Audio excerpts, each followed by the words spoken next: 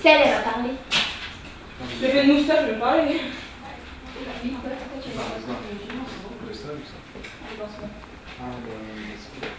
ça fait par l'école, ça fait une impression que ça fait ça. Je parle de ce travail.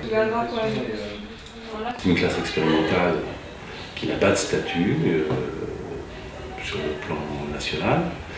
Elle est classée dans les CPES, c'est-à-dire les classes préparatoires à l'enseignement supérieur.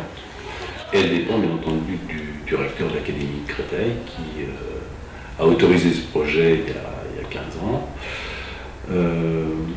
Dans la continuité des enseignements de lycée et avant le collège, c'est-à-dire d'essayer de créer une classe d'approfondissement qui permette aux élèves de préparer les concours des écoles d'art en France.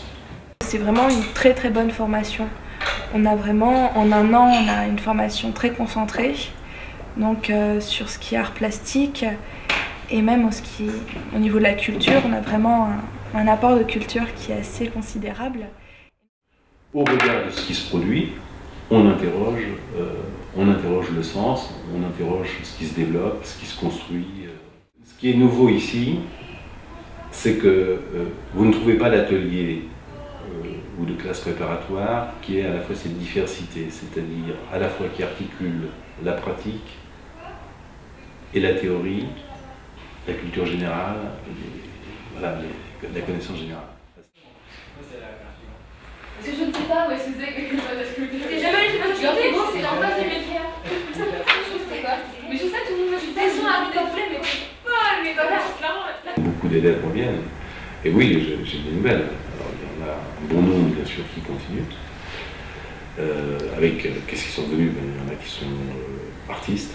J'en ai rencontré une à la FIAC, dernièrement, qui est une artiste dans une grande galerie. Il y en a d'autres qui sont architectes, d'autres qui sont dans le design, qui ont construit qui ont leur propre agence maintenant. Il y en a qui sont dans le cinéma d'animation au Japon, d'autres qui sont dans la communication. Bon, c'est très varié. Certains même ont changé complètement de voie.